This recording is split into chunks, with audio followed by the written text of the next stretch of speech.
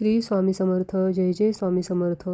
ज्यांच्या चरणी साक्षात त्रिलोकाचा स्वामी नतमस्तक होतो, ज्यांच्या केवळ एका दृष्टिक्षेपाने काळही आपला मार्ग बदलतो आणि ज्यांच्या स्मरणाने अशक्यही शक्य होतं, अशा समर्थ गुरूंच्या छायेखाली असूनही एखादा भक्त रक्ताचे अश्रू का गाळतो? जर गुरु प्रसन्न आहे, त्यांच्याकडे अफाट शक्ती आहे, तर मग आपल्या लाडक्या लेकराला ते संकटाच्या खाईत का लोटतात? काय ही गुरूंची परीक्षा आहे, की यामागे दडला आहे गुरुचरित्रातील असे एखादे गुपित, जे तुमच्या दुःखाचा अर्थच बदलून टाकेल? आज या प्रश्नाचे उत्तर मिळणार आहे, जे तुमचे गुरूंवरची श्रद्धा डळमळीत होऊ देणार नाही. मित्रांनो, ही कथा तयार करताना मी मनापासून खूप मेहनत घेतली आहे. हा विषय अनेकांच्या आयुष्याशी जोडलेला आहे आणि गुरुचरित्रातील हा शोध तुमच्या मनाला नक्कीच शांती देईल.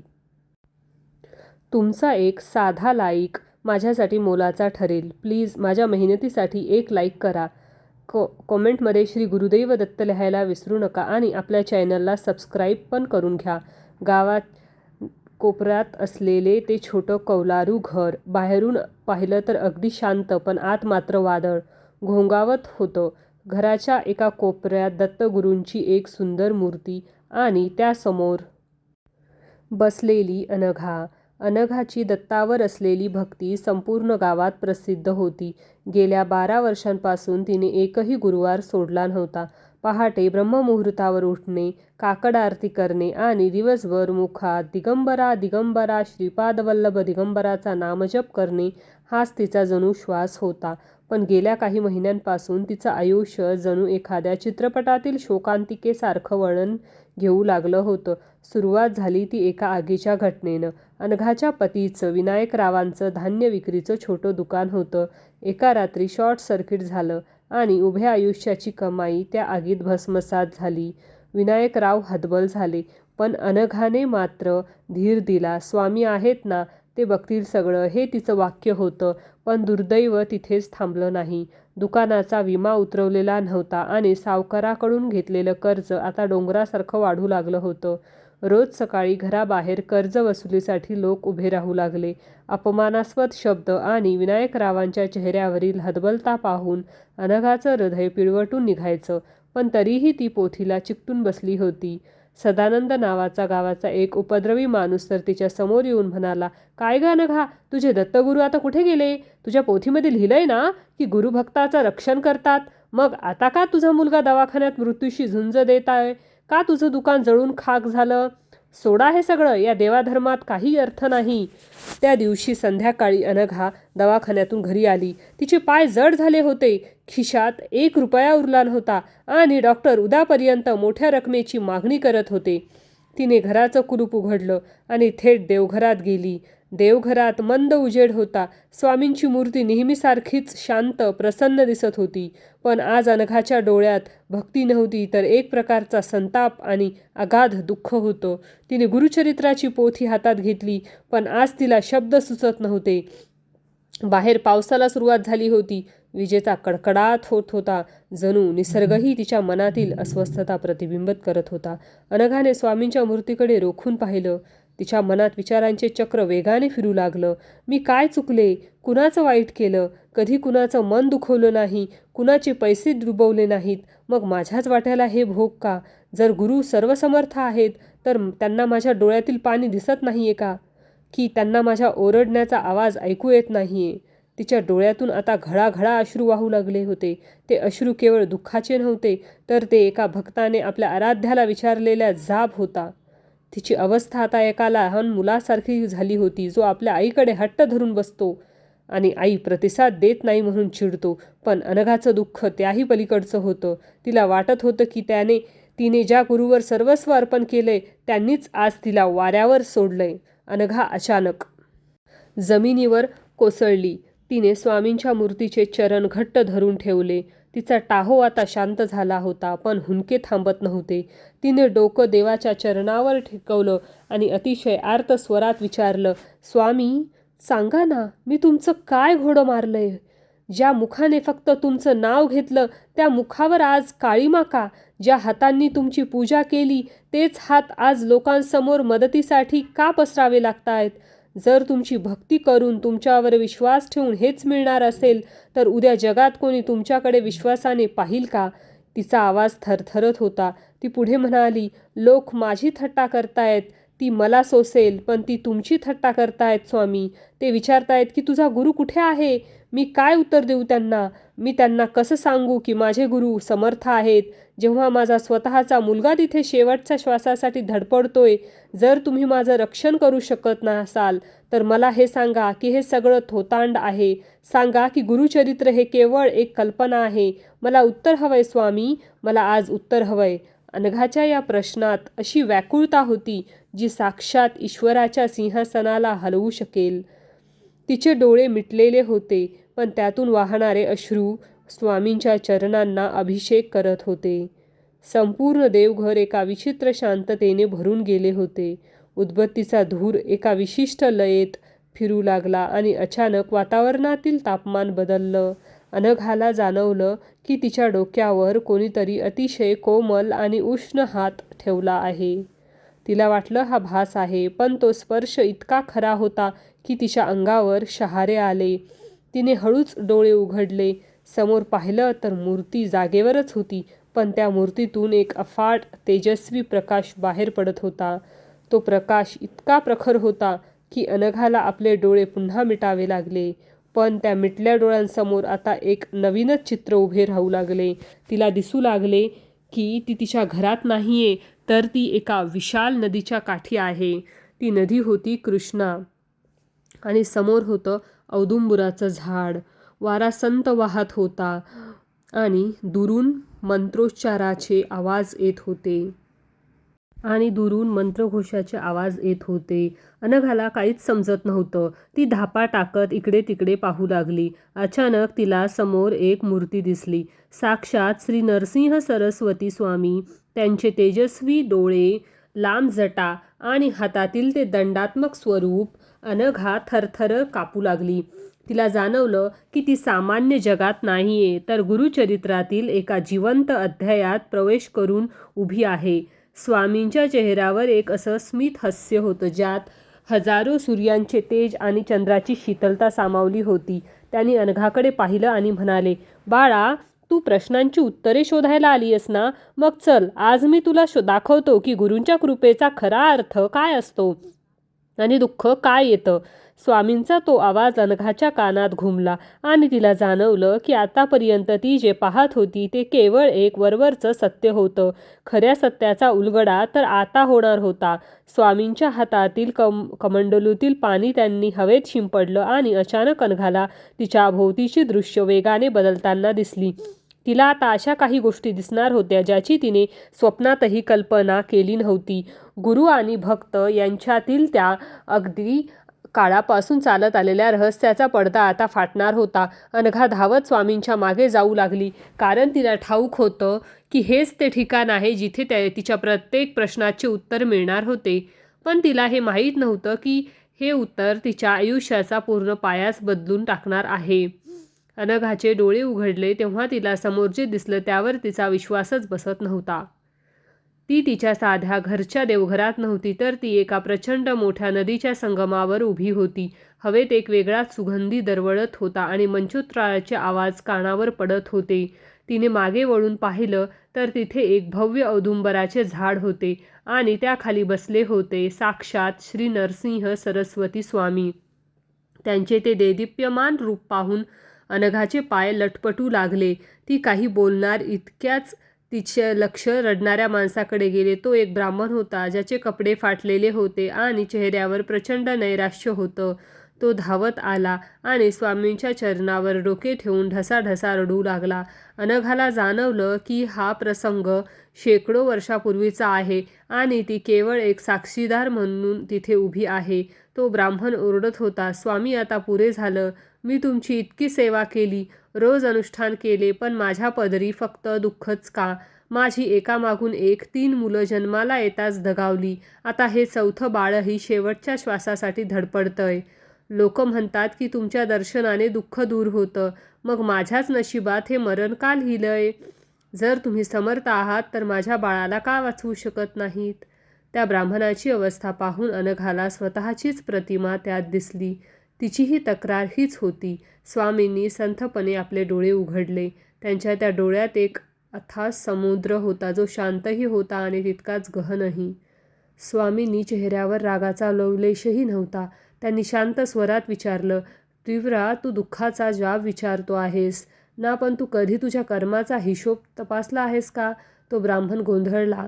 स्वामी पुढे म्हणाले, तुला वाटतंय की हे दुःख मी तुला दिलं आहे किंवा मी ते रोखू शकत नाही, पण सृष्टीचा एक नियम आहे जो साक्षात ब्रह्मदेवालाही मोडता येत नाही, तो म्हणजे कर्माचा सिद्धांत. तू आज जे भोगतो आहेस ते केवळ आजचं नाही, तर तुझ्या अनेक जन्मांच्या कर्मांची शिदोरी आहे. स्वामींनी आपल्या हातातील दंड जमिनीवर आपटला आणि अचानक त्या ब्राह्मणासमोर आणि अनघासमोर एक दृश्य दिसलं. ते एका मागील जन्माचे दृश्य होते. तो ब्राह्मण एका श्रीमंत सावकाराच्या रूपात होता आणि त्याने एका गरीब कुटुंबावर अन्याय करून त्यांचं घर हिरावून घेतलं होतं. त्या कुटुंबातील लहान मुलं अन्नावाचून तडफडून गेली होती. ते दृश्य पाहून तो ब्राह्मण थरथर कापू लागला. स्वामींनी त्याला सांगितलं की कर्माची गती ही अत्यंत सूक्ष्म असते. तू विचार करतोयस की मी या जन्मी चांगलं वागतोय, मग फळ वाईट का?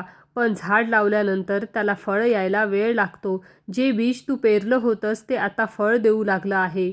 यालाच प्रारब्ध म्हणतात.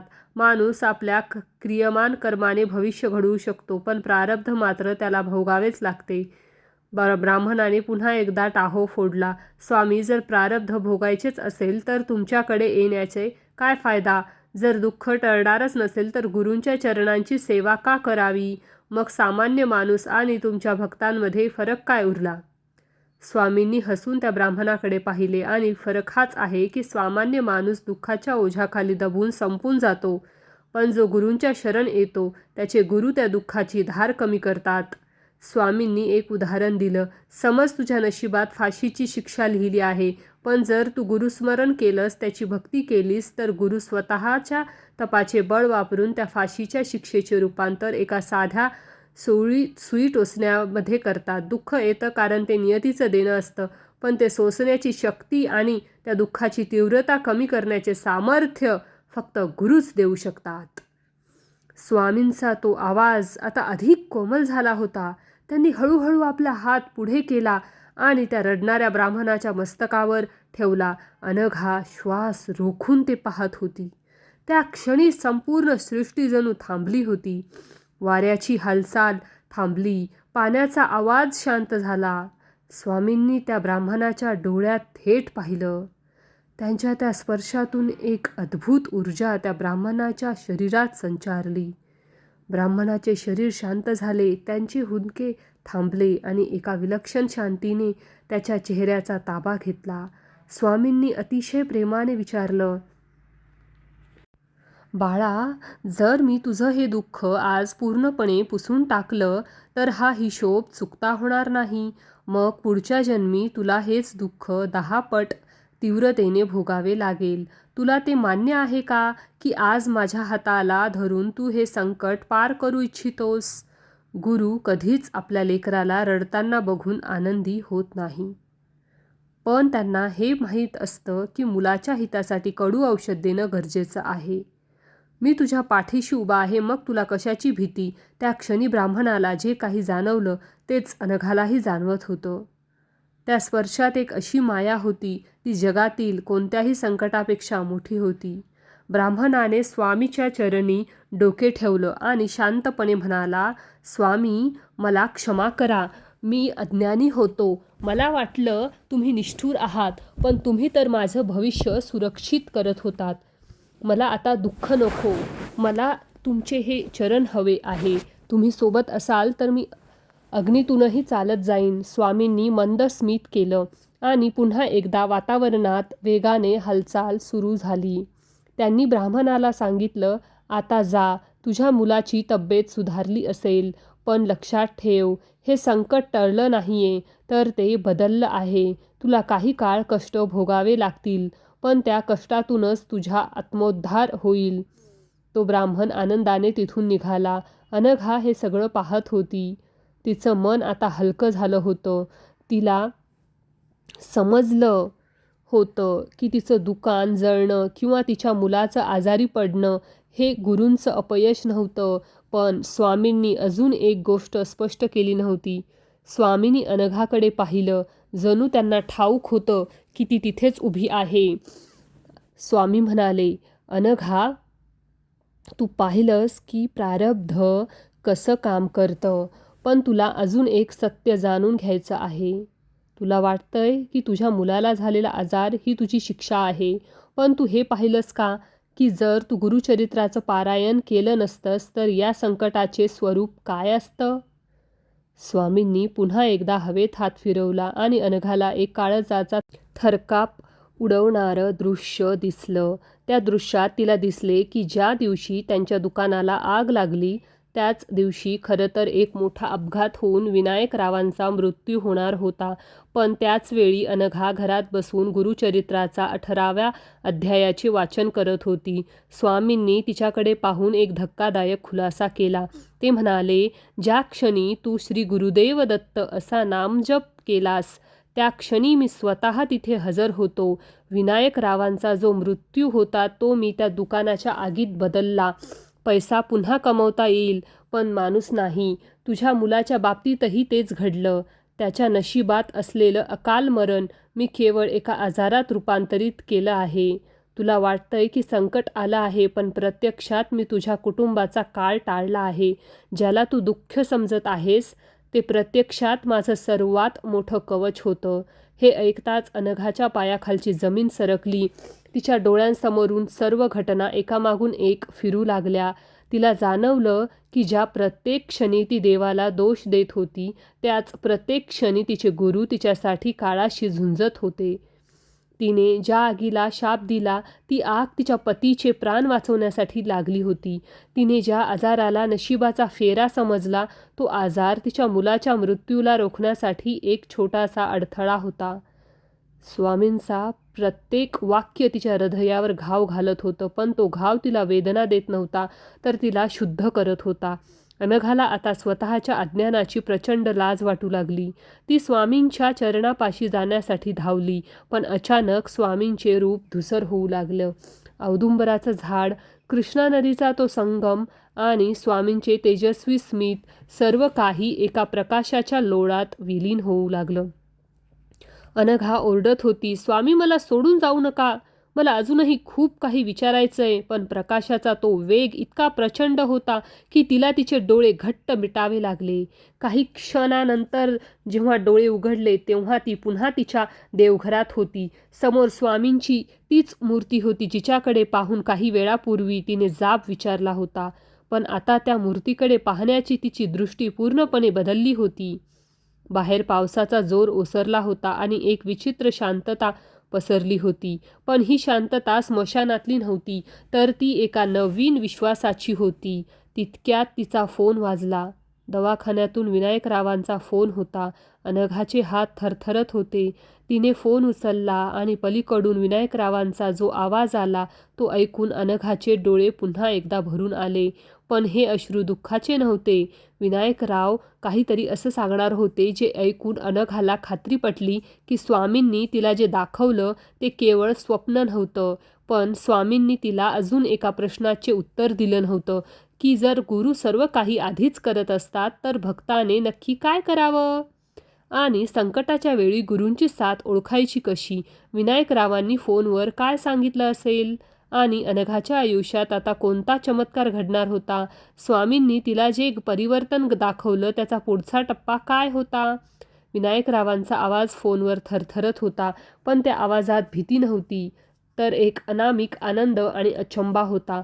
अनघा, अगं ऐकतेस का? डॉक्टर चकित झाले आहेत. आर्यनचा ताप अचानक उतरला आहे. त्याचे जे रिपोर्ट्स मगाशी अत्यंत गंभीर होते ते आता नॉर्मल येऊ लागले आहेत. डॉक्टर म्हणतात की हा निव्वळ एक चमत्कार आहे. तू तिथे काय केलंस? कोणती प्रार्थना केलीस? विनायकरावांचे शब्द अनघाच्या कानावर पडत होते, पण तिचं लक्ष मात्र समोरच्या स्वामींच्या मूर्तीकडे होतं.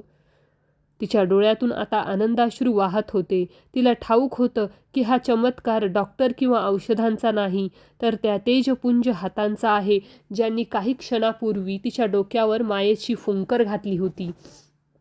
तिने फोन ठेवला आणि पुन्हा एकदा स्वामींच्या चरणाशी नतमस्तक टेकवलं, पण तिचं मन अजूनही त्या अलौकिक दर्शनाच्या धुंदीत होतं. तिला पुन्हा एकदा तोच प्रकाश जाणवू लागला आणि क्षणार्धात ती पुन्हा एकदा त्या दिव्य प्रदेशात पोहोचली जिथं साक्षात नरसिंह सरस्वती स्वामी तिची वाट पाहत होते. स्वामींचे ते स्मितहास्य तिला सांगत होतं की प्रवास अजून संपलेला नाही. स्वामींनी आपला हात हवेत उंचावला आणि अनघाच्या समोर काळाचा पडदा पुन्हा एकदा सरकला.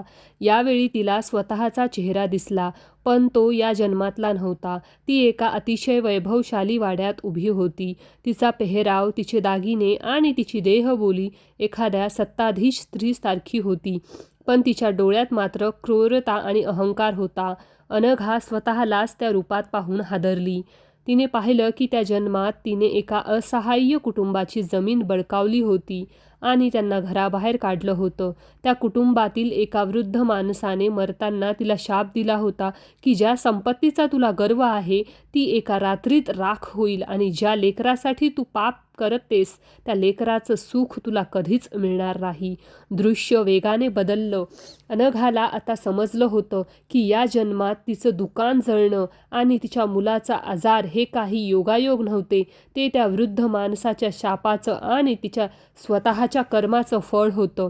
स्वामींनी तिचा हात धरला आणि तिला एका वेगळ्या दिशेला नेलं. तिथे तिला दिसलं की काळ म्हणजे यमराज तिच्या घराच्या उंबरठ्यावर उभा होता.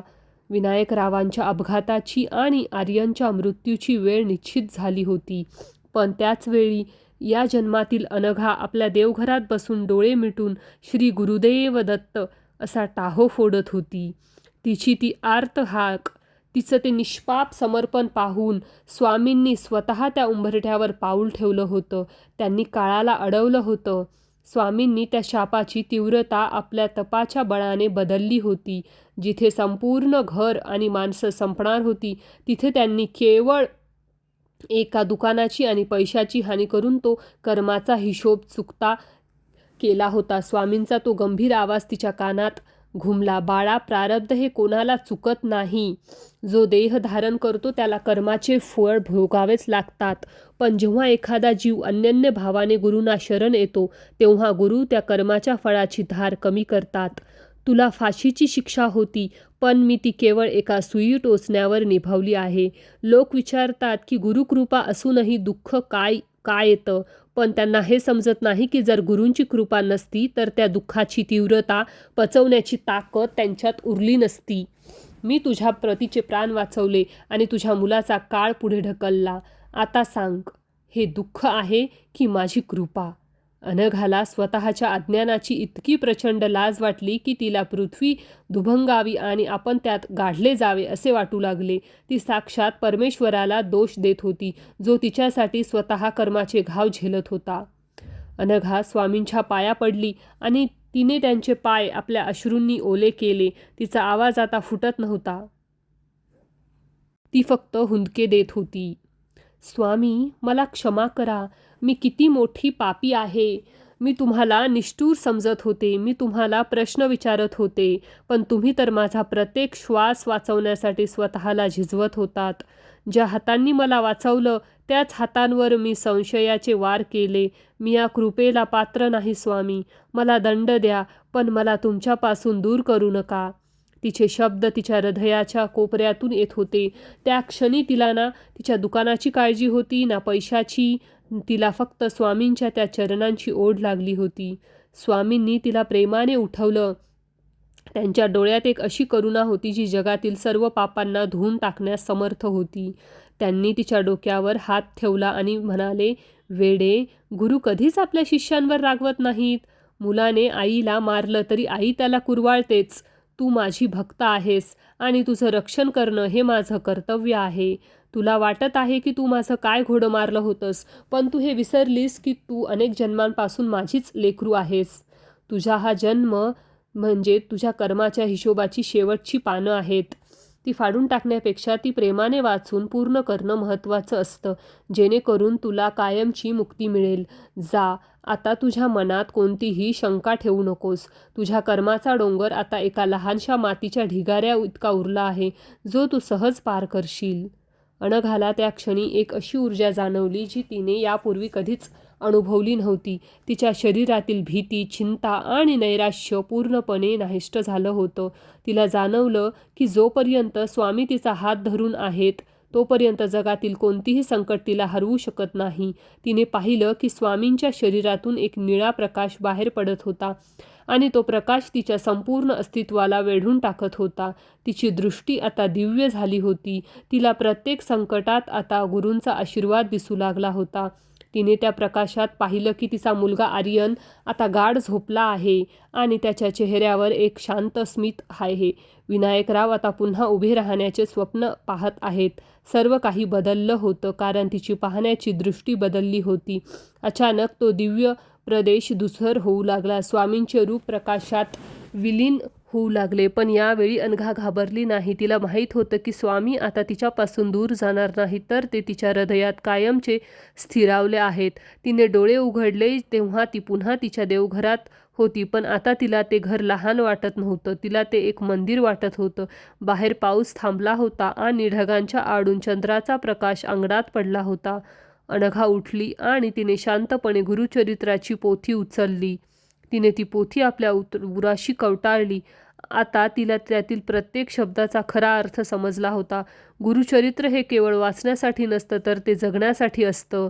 त्यात लिहिलेली प्रत्येक ओवी ही भक्ताला संकटात धीर देण्यासाठी आणि कर्माच्या जाळ्यातून बाहेर काढण्यासाठी असते.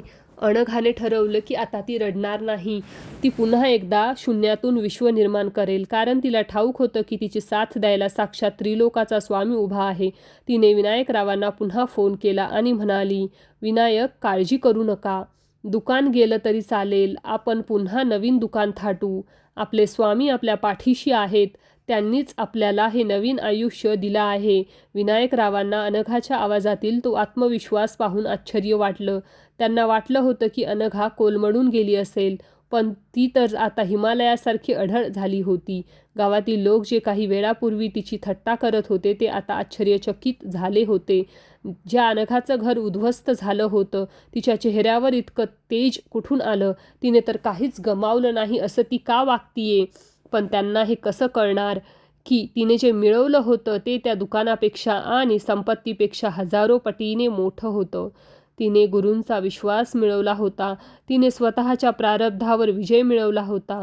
तिनेही शिकून घेतलं होतं की जेव्हा आयुष्य तुम्हाला खाली खेचतं तेव्हा साक्षात दत्तगुरू तुम्हाला वर चढण्यासाठी हात पुढे करतात. पण अजून एक मोठी घटना घडायची बाकी होती. अनघाला रात्री स्वप्नात एक दृष्टांत झाला.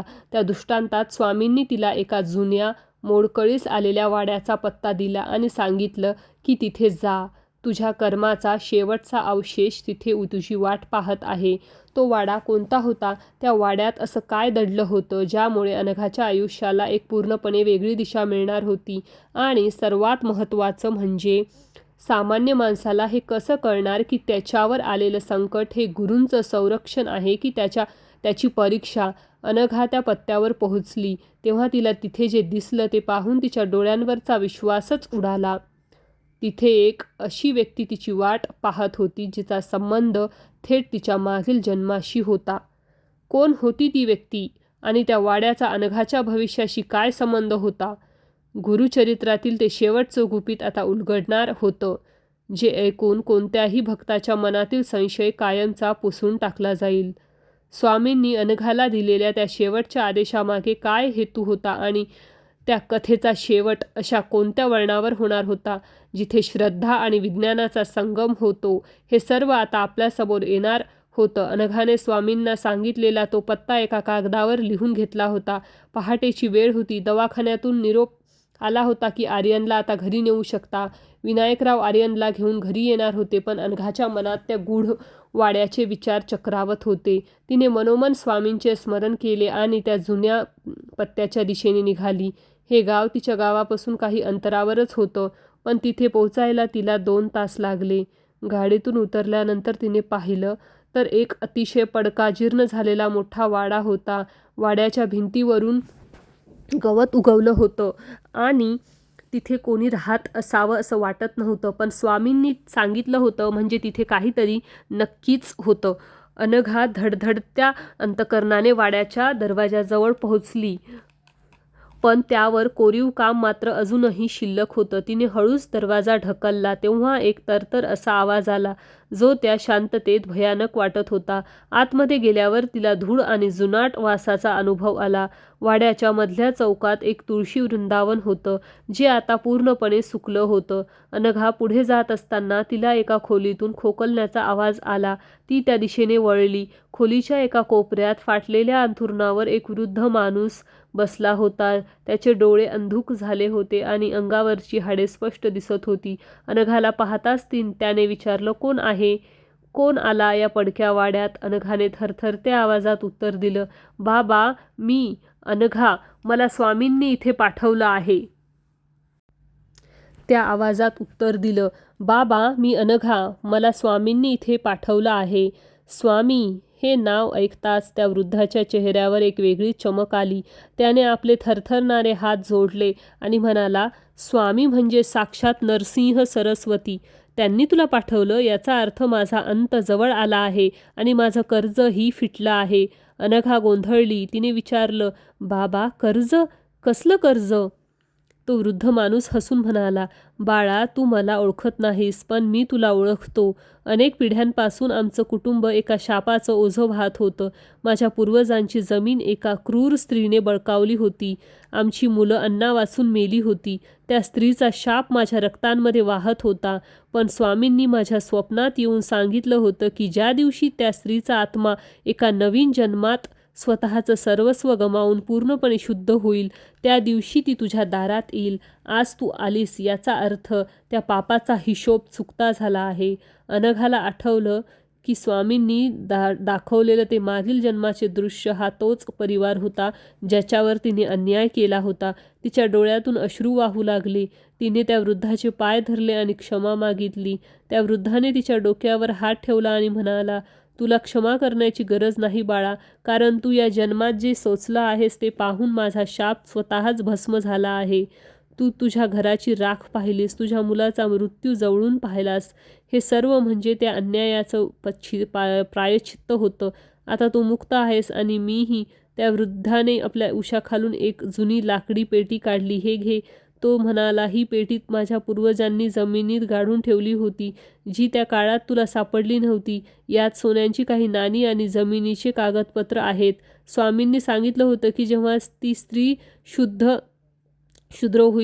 येईल तेव्हा हे धन तिला परत द्यायचं, कारण आता हे धन तिचं नशीब बदलवण्यासाठी नाही तर तिने केलेल्या पापाचं कर्ज फेडल्याचं प्रतीक आहे." अनघाने ती पेटी उघडली तेव्हा त्यात खरंच सोन्याची जुनी नाणी चमकत होती. पण अनघाला त्या सोन्याचं काहीच वाटलं नाही. तिला आनंद होत होता तो एका गोष्टीचा, की तिच्या कर्माचा तो काळा डाग आता कायमचा पुसून गेला होता. तिने त्या वृद्धाची सेवा केली आणि त्याला पाणी पाजलं आणि काही वेळातच त्या वृद्धाने शांतपणे प्राण सोडले.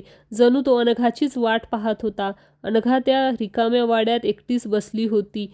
बाहेर सूर्य वर येत होता आणि त्याची किरणं त्या पडद्या वाड्याच्या खिडकीतून आत येत होती. त्या क्षणी अनघाला एक अनामिक शांतता जाणवली.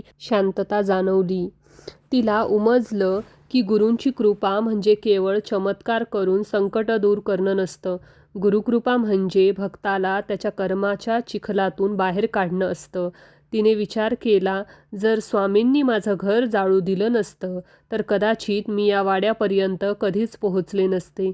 मी माझ्या अहंकारात आणि संसारात तशीच अडकून राहिले असते. माझं ते दुःख प्रत्यक्षात मला या मुक्तीकडे नेणारा रस्ता होता. किती महान आहेत माझे गुरु. त्यांनी मला रडवलं, पण ते मला हरवण्यासाठी नाही, तर मला जिंकण्यासाठी होतं. त्यांनी माझं घर जाळलं, पण त्या आगीत त्यांनी माझ्या मागील जन्माची पापं जाळून भस्म केली." तिच्या डोळ्यांसमोर स्वामींचं तेजस्वी रूप पुन्हा एकदा आलं. तिला जाणवलं की स्वामी कुठे बाहेर नसून तिच्या श्वासात आहेत. गुरुकृपा असूनही दुःख येतं, या प्रश्नाचं उत्तर तिला आता पूर्णपणे मिळालं होतं. दुःख येतं कारण ते कर्माचं देणं असतं, पण त्या दुःखात गुरु सोबत असतात, कारण त्यांना भक्ताला शुद्ध करायचं असतं. जसं सोनं अग्नीत टाकल्याशिवाय शुद्ध होत नाही, तसं भक्तही संकटाच्या अग्नीत गेल्याशिवाय खऱ्या अर्थाने गुरूंचा होत नाही. अनघाने डोळे मिटले आणि तिला स्वतःच्या अंतरातून एक आवाज ऐकू आला, भिऊ नकोस, मी तुझ्या पाठीशी आहे. त्या एका वाक्याने तिचं संपूर्ण अस्तित्व व्यापून टाकलं. तिला आता कशाचीही भीती नव्हती. ना गरिबीची, ना मृत्यूची, ना लोकांच्या थट्टेची. तिने स्वतःला पूर्णपणे स्वामींच्या चरणी अर्पण केलं होतं. अनघा पेटी घेऊन घराकडे निघाली. जेव्हा ती गावात पोहोचली तेव्हा विनायकराव आणि आर्यन दारात उभे होते. आर्यन आता पूर्णपणे बरा झाला होता. विनायकरावांनी जेव्हा पेटीतील धन पाहिलं तेव्हा त्यांना धक्काच बसला. पण अनघाने त्यांना सांगितलं की हे धन महत्त्वाचं नाही, महत्त्वाचा तो बोध आहे जो स्वामींनी आपल्याला दिला. विनायकरावांनाही आता जाणीव झाली होती की त्यांच्या संकटांच्या काळात कोण त्यांना सावरत होतं. गावात बातमी पसरली की अनघाला एक गुप्तधन मिळालं आहे. जे लोक काही दिवसांपूर्वी थट्टा करत होते ते आता पुन्हा तिची स्तुती करू लागले. पण अनघाला या कशाचीच घेणं देणं नव्हतं.